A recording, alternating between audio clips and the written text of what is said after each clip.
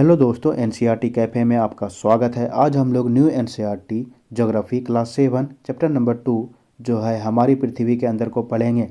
ये परीक्षा की दृष्टि से बहुत ही महत्वपूर्ण टॉपिक है। आइए हम लोग इम्पोर्टेंट पॉइंट्स को डिस्कस करते हैं। हमारी पृथ्वी एक गतिशील ग्रह है। इसके अंदर एवं बाहर निरंतर परिवर्तन होता रहता है। क्या आपने कभी सोचा है कि पृथ्वी के आंतरिक भाग में क्या है? पृथ्वी किन पदार्थों से बनी है? क्या आप जानते हैं विश्व की सबसे गहरी खान दक्षिण अफ्रीका में स्थित है? ये इम्पोर्टेंट है। तथा इसकी गहराई लगभग 4 किलोमीटर है। तेल की खोज में इंजीनियर 6 किलोमीटर गहराई तक खोद चुके हैं। पृथ्वी के केंद्र तक पहुंचने के लिए जो बिल्कुल असंभव है, आपको समुद्र की सतह 6000 किलोमीटर गहराई तक खोदना होगा। क्यों असंभव है? क्योंकि अंदर जाने से तापमान वृद्धि होती है। पृथ्वी का आंतरिक भाग एक प्याज की तरह पृथ्वी भी एक के ऊपर एक सकेंद्री परतों से बनी है। पृथ्वी की सतह की सबसे ऊपरी परत को परपट्टी कहते हैं। यह सबसे पतली परत होती है। यह महाद्वीपीय सतह में 35 किलोमीटर एवं समुद्री सतह में केवल 5 किलोमीटर तक है। महाद्वीपीय सतह मुख्य रूप से सिलिका एवं एल्यूमिना जैसे खनिजों से बनी है, इसलिए इसे Cl सिलिका एल से एल्यूमिना कहा जाता है।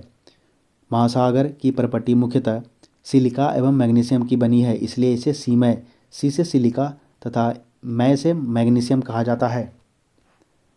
परपट्टी के ठीक नीचे मेंटल होता है जो 2900 किलोमीटर की गहराई तक फैला होता है।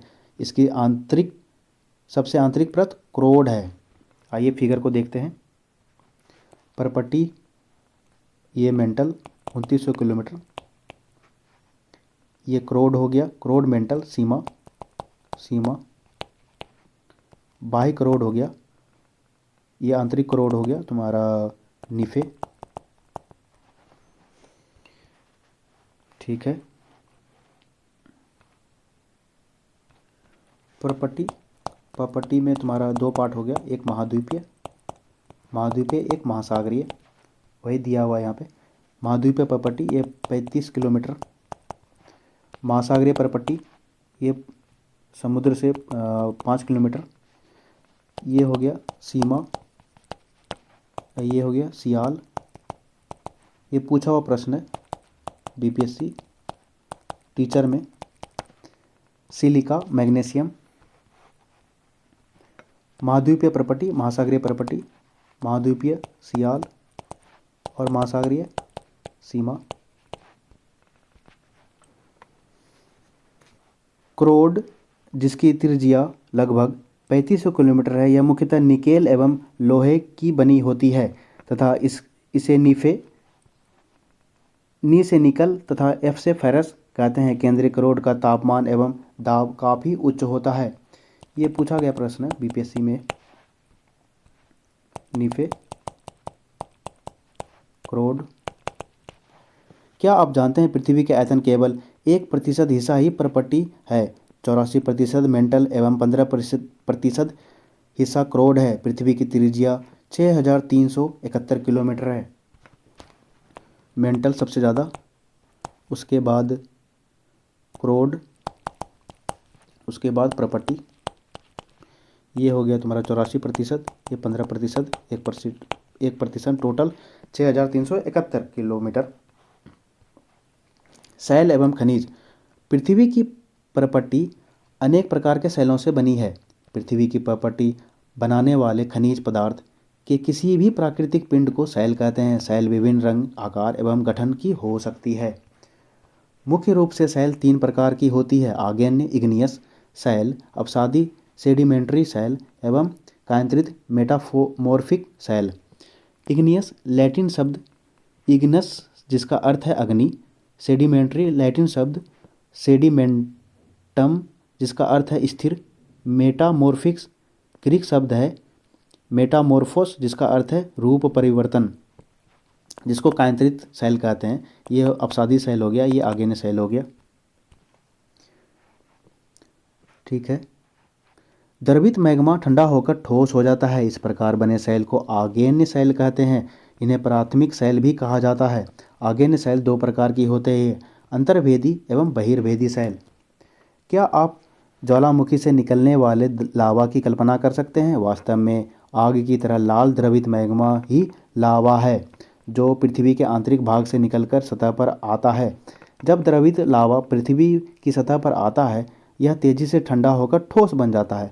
पट्टी पर इस प्रकार के बने शैल को बहिर्भेदी आग्नेय शैल कहते हैं। इनकी संरचना बहुत महीन दानों वाली होती है। उदाहरण के लिए बेसाल्ट। दक्कन पठार बेसाल्ट शैलों से ही बना है। बहिर्भेदी बेसाल्ट, बो से बहिर्भेदी, बो से बेसाल्ट, ये दिमाग में रहेगा। और ये बेसाल्ट शैल से दक्कन पठार का बना हुआ है। दक्कन पठार बेसाल्ट शैलों से ही बना है। द्रवित मैग्मा कभी कभी भूपट्टी के अंदर गहराई में ही ठंडा हो जाता है। इस प्रकार बने ठोस शैल को अंतर्वेदी शैल कहते हैं। धीरे धीरे ठंडा होने पर होने के कारण ये बड़े दानों का रूप ले लेते हैं। ग्रेनाइट ऐसे ही शैल का उदाहरण है। अंतर्वेदी आग्नेय शैल ग्रेनाइट। लेई मसालों तथा दानों का चूर्ण बनाने के लिए जिन अपघर्षण पत्थरों का उपयोग होता है वे ग्रेनाइट के बने होते हैं। वो लोहड़ी पाटी जो हम लोग गांव में मसाला पीसने के लिए यूज़ करते हैं, वो ग्रेनाइट का बना होता है। शैल लुढ़क कर, चटक कर तथा एक दूसरे से टकराकर छोटे छोटे टुकड़ों में टूट जाती है। इन छोटे कणों को अवसाद कहते हैं। ये अवसाद हवा, जल आदि के द्वारा एक स्थान से दूसरे स्थान पर पहुंचाकर जमा कर दिए जाते हैं। ये अधीर अवसाद दबकर एवं कठोर होकर शैल की परत बनाते हैं। इस प्रकार के शैलों को अवसादी शैल कहते हैं। उदाहरण के लिए बलुआ पत्थर रेत के दानों से बनता है। इन शैलों में पौधों, जानवरों एवं अन्य सूक्ष्म जीवाणुओं जो कभी इन शैलों पर रहे हैं जीवाश्म भी हो सकते हैं। जीवाश्म शैलों की परत में दबे मृत पौधों एवं जंतुओं के अवशेषों को जीवाश्म कहते हैं।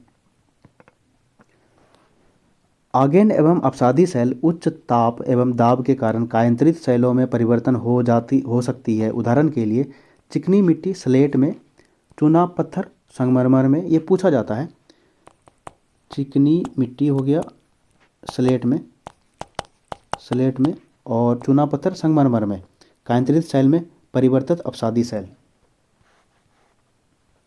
शैल हमारे लिए बहुत उपयोगी है। कठोर शैलों का उपयोग सड़क, घर एवं इमारत बनाने के लिए किया जाता है। आप पत्थरों का उपयोग कई खेलों में करते हैं। उदाहरण के लिए 7 पत्थर, पिट्ठू,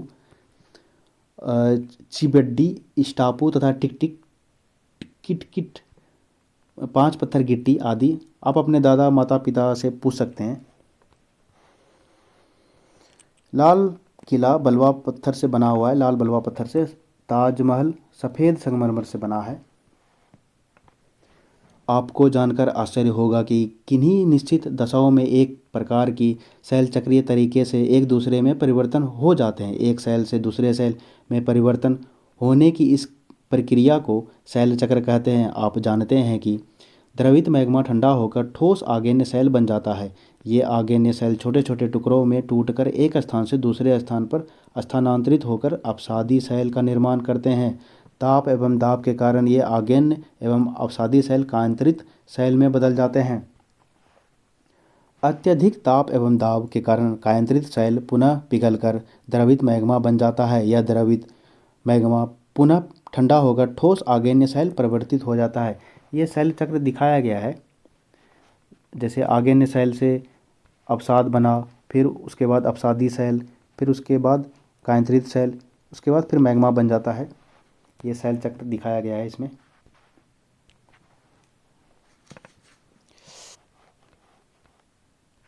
शैल विभिन्न खनिजों से बनी है। खनिज प्राकृतिक रूप में पाए जाने वाले पदार्थ हैं जिनका निश्चित भौतिक गुणधर्म एवं निश्चित रसायन मिश्रण होता है। खनिज मानव जाति के लिए बहुत महत्वपूर्ण है। कुछ का उपयोग ईंधन की तरह होता है जैसे कोयला, प्राकृतिक गैस एवं पेट्रोलियम। ये महत्वपूर्ण एग्जाम्पल है ये अपसादी शैल का। इनका उपयोग उद्योगों, औषधि एवं उर्वरक में भी होता है जैसे लोहा, एल्युमिनियम, सोना, यूरेनियम। ये है आग्नेय शैल का उदाहरण है। आइए हम लोग कुछ अभ्यास कर लेते हैं इसका। निम्न प्रश्नों के उत्तर दीजिए। पृथ्वी 3 परतें क्या क्या है? पट्टी, उसके बाद मेंटल और क्रोड। पट्टी में 1%, मेंटल में 84%, और ये हो गया तुम्हारा 15%। सेल क्या है? खनिज से मिलकर बनते हैं, उसी को सेल कहते हैं। 3 प्रकार के सेल है, क्या नाम बताइए? आग्नेय, अपसादी, केंद्रित। बहिर्वेदी एवं अंतर्वेदी सेल का निर्माण कैसे होता है? बहिर्वेदी, उसका एग्जाम्पल हो गया बेसाल्ट। अंतर्वेदी, ग्रेनाइट। सेल चक्र से क्या समझते हैं? एक सेल से दूसरे सेल में परिवर्तन। सेलों के क्या उपयोग है? खनिज में ईंधन, कोयला, प्राकृतिक गैस। केंद्रित सेल क्या हो जाएगा? केंद्रित सेल आग्नेय अपसादी के बाद अत्यधिक उच्च ताप लगने पर रूप में बदलना, उसको कहते हैं केंद्रित सेल।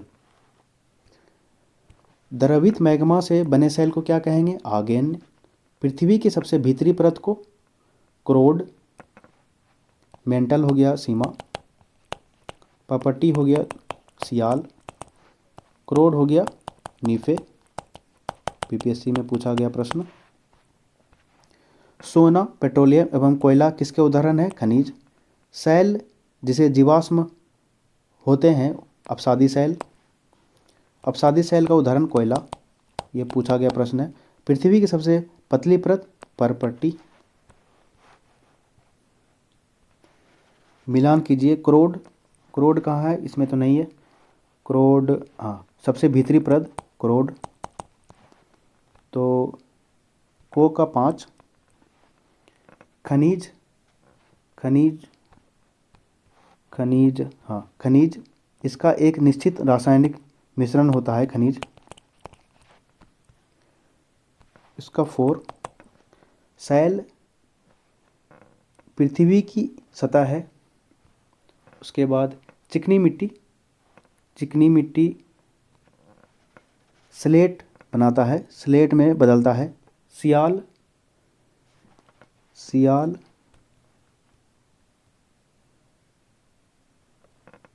का क्या हो जाएगा? सिलिका एवं एल्यूमिना, सियाल।